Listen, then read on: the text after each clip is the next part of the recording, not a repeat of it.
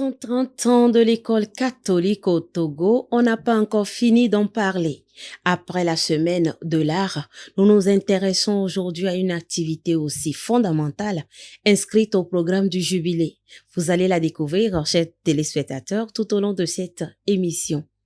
Bienvenue dans votre émission, bienvenue à l'hôte qui vous informe sur les événements de notre communauté. Ce soir, nous sommes sur ce plateau avec une personnalité de l'école catholique qui n'est plus vraiment à présenter, mais le bon sens l'oblige. Nous sommes avec le père Pierre Chanel Afognon. Il est le directeur national de l'enseignement catholique. Bienvenue mon père. Merci et bonsoir à vous-même et à nos amis téléspectateurs et téléspectatrices. Merci mon père. Alors mon père, comment va la célébration des 130 ans de l'école catholique? Avec la grâce de Dieu et tout ce qui se fait comme effort par les uns et les autres, je dois dire que ça se passe bien. Grâce à Dieu. Et parle-nous un peu de ce qui a été déjà fait et comment ces activités se sont déroulées jusque-là. Merci beaucoup. Comme j'ai eu à le dire à d'autres occasions, nous avons eu la grâce de vivre l'ouverture de cette année jubilaire le 19 novembre 2022 à la paroisse universitaire Saint-Jean de Lomé et disons avec la présence effective de son Excellence Monseigneur Benoît Alonou, président de la conférence des évêques du Togo, et d'autres pères évêques, dont le doyen, je dois le nommer, Monseigneur Jacques Anilunda d'Apan, qui n'a ménagé aucun effort pour être à nos côtés. Et après cette ouverture solennelle, où nous avons connu aussi la présence des autorités de l'éducation nationale, notamment plusieurs membres du gouvernement, dont Monsieur le ministre Doji Kokoroko, qui a en charge ce secteur des enseignements primaires, secondaires et techniques. À l'époque, c'était aussi avec l'artisanat. Et donc, toutes ces autorités nous ont honorés à cette ouverture. Après, les activités ont continué dans les diocèses, où chaque diocèse a eu aussi à célébrer l'événement. Il y a eu des activités caritatives, des activités, disons, écologiques au sens de l'environnement. Et la dernière fois, nous avons amorcé les journées portes ouvertes sur l'enseignement catholique avec la toute première activité qui a été la semaine de l'art, qui s'est bien passée aussi, occasion de remercier votre télé et aussi les artistes qui ont participé, tous ceux qui nous ont visités, les autorités qui ont fait le déplacement. D'accord. Voilà, et les activités se poursuivent, c'est pour ça que nous sommes encore dans votre studio aujourd'hui. Ok, merci mon père. Alors mon père, une autre date aussi importante, c'est celle du 19 octobre prochain. Qu'invoque-t-elle cette date? Merci beaucoup. C'est la date que nous avons pu retenir avec l'accord de la conférence des évêques du Togo, puisque l'enseignement catholique est sous l'autorité de la conférence des évêques du Togo de façon spécifique, l'autorité de Monseigneur Jacques Longa, évêque de Kara, qui est en charge l'éducation catholique au sein de la conférence. Et donc, je disais, sous leur autorité, cette date est retenue pour une série de conférences et disons aussi d'interventions en termes de table ronde. Et cette activité est la seconde des journées portes ouvertes sur l'enseignement catholique. Et là, on va essentiellement considérer l'enseignement catholique dans l'histoire, dans ce qu'il a pu déployer en termes de formation des citoyens, et tout ceci pour faire mémoire et en même temps pour se repositionner dans le présent en vue d'un futur qui puisse être fidèle au projet de l'éducation catholique au Togo, ce projet de l'Église universelle qui est une formation humaine intégrale. Et du coup, le 19 octobre prochain, donc 2023, nous allons vivre une journée de conférences et de tables rondes. Ça va nous prendre toute la journée, mais nous espérons que à la fois les invités, tout comme ceux qui sont en train de nous écouter, vont faire entre guillemets ce sacrifice parce que 130 ans c'est beaucoup. Nous voudrions prendre le temps d'écouter des spécialistes sur l'histoire, sur les sciences de l'éducation, sur tout ce qui va nous permettre, comme je disais déjà, de faire vraiment mémoire. Oui. Et souvent pour ces rendez-vous très importants, et on se focalise sur un thème.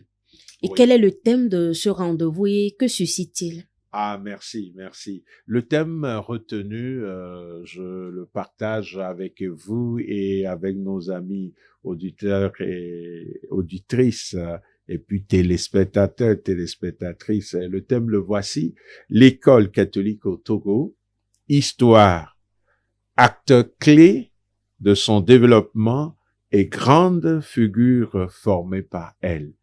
Alors, comme le thème le stipule, nous voudrions vraiment nous arrêter sur une réalité qui est l'enseignement catholique au Togo. Et en nous arrêtant sur cette réalité qui est liée à la mission de l'Église catholique au Togo, nous allons considérer l'histoire. Nous le savons tous, c'est avec les premiers missionnaires allemands SVD que le 28 septembre 1892, la toute première école du Togo, école catholique, je veux dire, a vu le jour ici à Lomé, dans le quartier d'Amoutiévé ou d'Adrawato. Ça dépend des sources historiques. Et du coup, on va reconsidérer cette histoire depuis 130 ans, regarder avec action de grâce, mais aussi avec interpellation et humilité le travail que des prédécesseurs ont dû abattre et qui se poursuit dans le temps. C'est pour ça que nous avons voulu que les acteurs clés de son développement puissent être à l'honneur. Parce que si nous avons pu avoir un héritage, l'enseignement catholique, c'est parce que des hommes et des femmes se sont sacrifiés, ont donné leur temps, leur vie, tout ce qu'ils ont, tout ce qu'ils possèdent pour ce projet d'éducation humaine intégrale. Et en considérant les acteurs clés, nous ne pouvons pas nous empêcher de poser un regard sur les fruits, parce que qu'on le veuille ou non, l'enseignement catholique a porté des fruits. Et donc, nous ne pouvons pas non plus présenter sur 130 ans tout ce que l'enseignement catholique au Togo a pu donner comme fruit. Ce n'est pas possible. Ce n'est pas possible. Dieu connaît avec précision et récompensera chacun. Et c'est pour ça qu'on a voulu prendre quelques grandes figures qui vont être comme des figures symboliques qui montrent que durant 130 ans, il y a eu du travail et ce travail a porté des fruits. Et tout cela pour la plus grande gloire de Dieu, pour notre sanctification et pour le bien de l'éducation dans notre pays. Je pense que c'est ce que nous ne devons pas perdre de vue.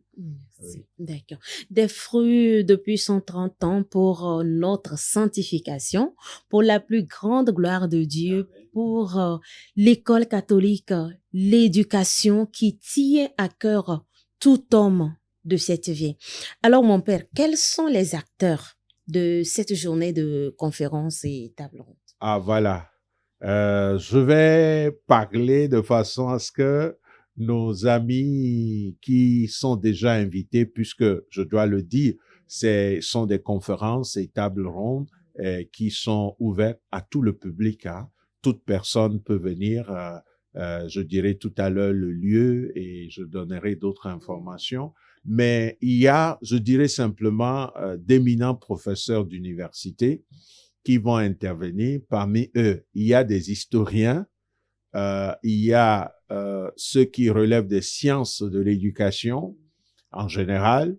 Nous avons aussi un sociologue de l'éducation, mais aussi des juristes autour des conférences et aussi de la table ronde. Voilà. Donc, je vais pas donner des noms pour que les uns les autres puissent se dire, je vais venir voir qui va intervenir. Ah, j'espère que ça reste une surprise. Ah oui, j'espère que les téléspectateurs et téléspectatrices sont d'accord avec moi. Bon, dans tous les cas, s'il plaît à Dieu, grâce aux médias, on pourra aussi suivre en ligne ces conférences et cette table ronde. D'accord. Voilà. OK. Alors, quels sont les objectifs de cette activité et dans les célébrations des 130 ans? Voilà, comme je l'exprimais, ça fait 130 ans et il faut dire que si nous regardons notre pays qui a eu son indépendance le 27 avril 1960, et il est clair que l'enseignement catholique a fait plusieurs années avant même la naissance de l'État togolais. Et du coup, nous avons de l'expertise, nous sommes quelque part avec nos frères de l'enseignement protestant, des pionniers dans l'éducation de nos citoyens et de ceux qui ont habité et habitent la terre du Togo. Alors, en partant de là, l'objectif, c'est de redonner aussi de la visibilité à cette portion de la vigne du Seigneur qui est l'enseignement catholique.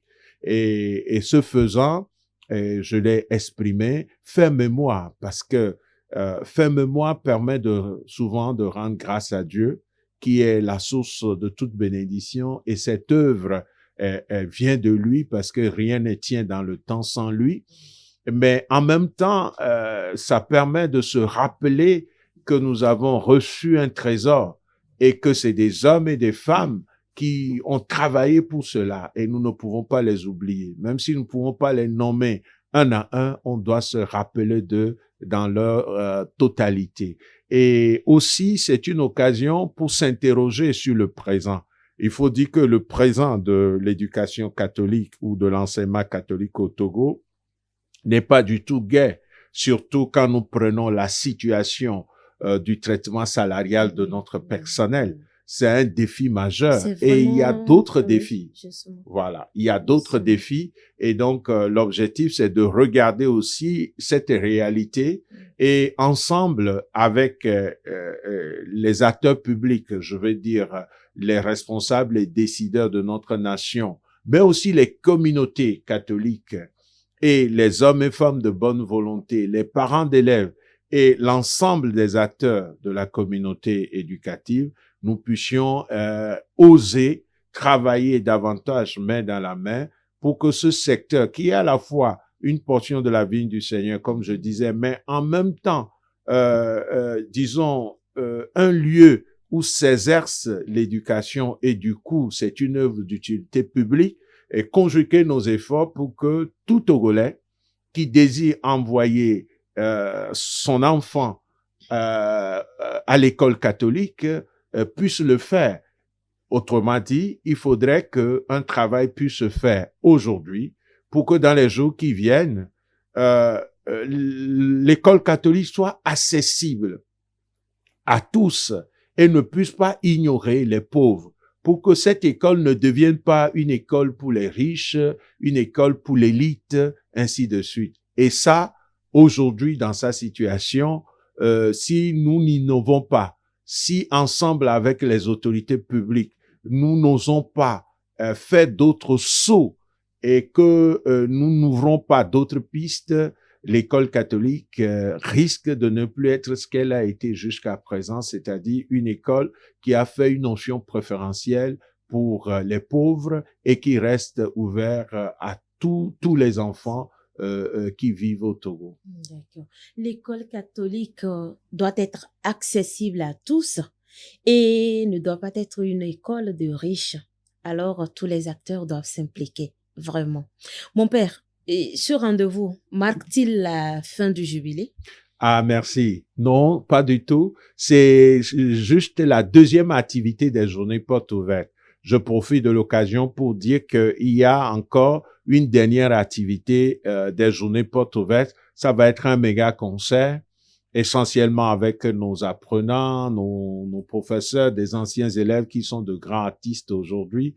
On m'a dit dans les coulisses, par exemple, j'espère qu'il va me le pardonner, que un grand artiste togolais comme King Messa fut un élève d'une de nos écoles catholiques. Et il y a plein d'autres dont je préfère tel le nom. Okay. Bon, je ne dis pas que King Messa sera nécessairement... Mais qui sait, mais peut-être voilà. il va honorer Voilà. quand même les Voilà. 130 ans. Mais voilà, je dis simplement, voilà, un fruit aussi de l'école catholique. Voilà. Mais ce que je voudrais dire, c'est que pour les journées portes ouvertes, la dernière activité va être ce méga concert et beaucoup de nos apprenants vont intervenir et ce sera le 24 novembre 2023. Mais il y a encore deux autres activités, à savoir la journée, disons, de réflexion sur l'enseignement catholique. Je viens de le dire, si nous ne réfléchissons pas ensemble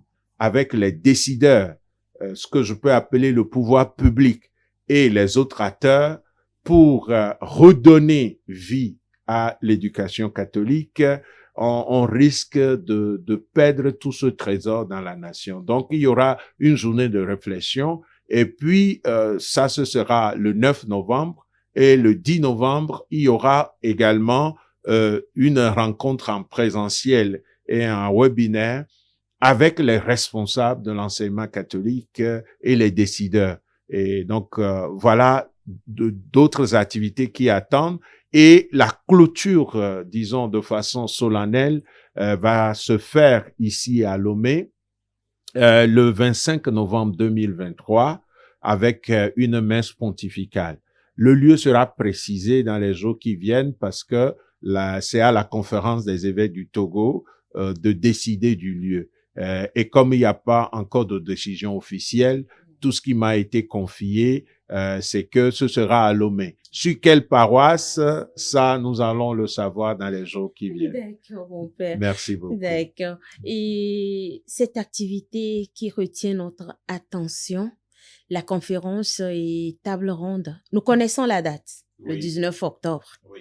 Mais où, à quelle heure et quel est le programme complet de cette activité, mon père? Ah, c'est génial cette question. Alors, je vais d'abord dire que comme lieu, les conférences et la table ronde qui vont prendre toute la journée du 19 octobre prochain, donc 2023, aura lieu au lieu communément appelé Centre Marie-Mat à l'OCDI Caritas à Lomé, à Redranawe. Le lieu est aussi appelé la conférence des évêques du Togo, parce que le siège de la conférence des évêques du Togo se trouve là, et c'est là aussi où il y a la direction nationale de l'enseignement catholique. Et donc, en termes de programme d'activité, c'est une journée qu'on me permet simplement d'en donner lecture.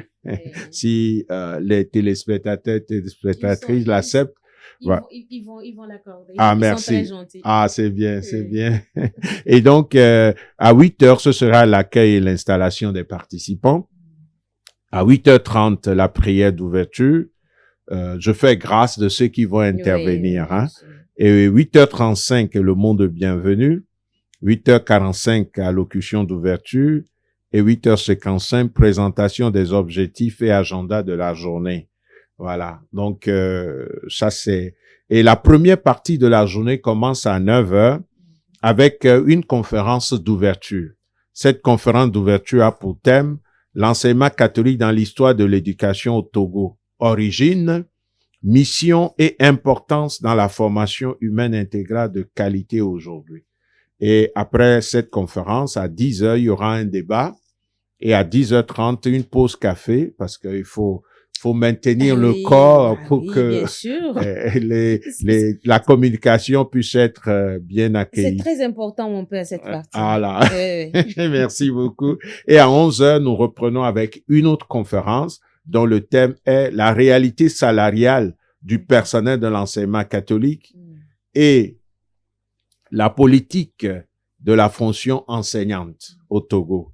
Quel partenariat public et confessionnel pour relever le défi d'une éducation de qualité au Togo. Donc, après, il y aura à midi un débat. À 12h45, il y aura la synthèse de la première partie de la journée. et à 13h, une pause déjeuner. Donc, ceux qui sont invités n'ont pas à se faire de soucis. Nous allons nous organiser en comptant sur la providence afin que chacun puisse quand même, avoir un peu de comment je peux le dire, le nécessaire pour se maintenir. Et nous allons reprendre à 14h30 avec la table ronde qui a pour thème École au Togo, historique, acteur clé de son développement et grande figure formée par elle. Et donc là, il y a un sous-thème, donc il y aura le modérateur et avec trois intervenants ou panélistes. Et donc le premier sous-thème, c'est historique et fait marquant l'évolution de l'école catholique au Togo, 1892-2023. Et ensuite, deuxième sous-thème, acteur clé du développement de l'école catholique au Togo. Quel défi pour une ressource humaine de qualité aujourd'hui? Et troisième sous-thème, l'école catholique au Togo et la formation de l'élite. Comment poursuivre aujourd'hui cette formation humaine de qualité pour un développement intégral?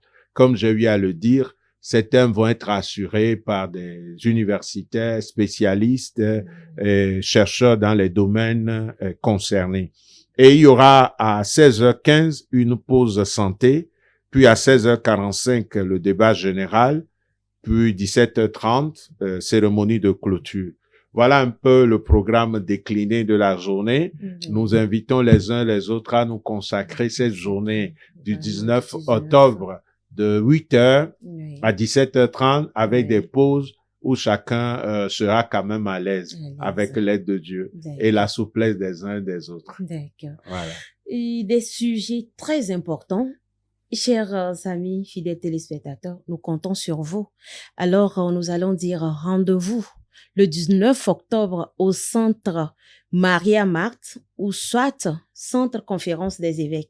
Donc, si vous vous perdez, il faut juste dire nous allons au centre de la conférence des évêques et je sais que tout le monde... Au CDI, au CDI, voilà justement, tout le monde aussi connaît. C'est pas loin de la clinique, de la polyclinique Saint-Joseph de Heidranaoui. Merci mon père pour cette précision. Et alors, chers fidèles téléspectateurs, nous tirons pratiquement à la fin de cette émission. Mais avant, je voudrais dire un coucou spécial à notre consoeur Fafa, animatrice de cette émission, qui est un peu indisposée pour un moment. Fafa, reviens-nous vite. Tu nous manques déjà. D'accord. Merci, chers fidèles téléspectateurs. Merci à vous, mon père, d'être passé à nouveau sur notre plateau. C'est toujours un plaisir de vous recevoir dans nos murs et on espère vous revoir, même si ce n'est pas dans le cadre des 130 ans, peut-être sur d'autres sujets. Merci. À mon tour, je dois vous remercier, chère madame, et remercier aussi toute l'équipe de SMA TV. Et je salue le père Rick, le directeur, et la communauté des SMA. Et Fafa, bien sûr, nos techniciens qui souvent ne sont pas visibles. Vraiment que le Seigneur continue de vous bénir, de bénir cette œuvre pour qu'elle puisse vraiment aider nos communautés à aller de l'avant, à partager la bonne nouvelle pour laquelle nous sommes nous sommes baptisés, nous sommes envoyés comme missionnaires. Merci, mon père. Merci encore à vous. D'accord. Alors, chers amis fidèles téléspectateurs de la SMA Togo TV et de notre émission Bienvenue à l'hôte, nous sommes à la fin. Merci de nous avoir suivis. On se dit à très vite pour un nouveau numéro. Merci à nos techniciens. Coucou spécial à eux. Merci. Ciao.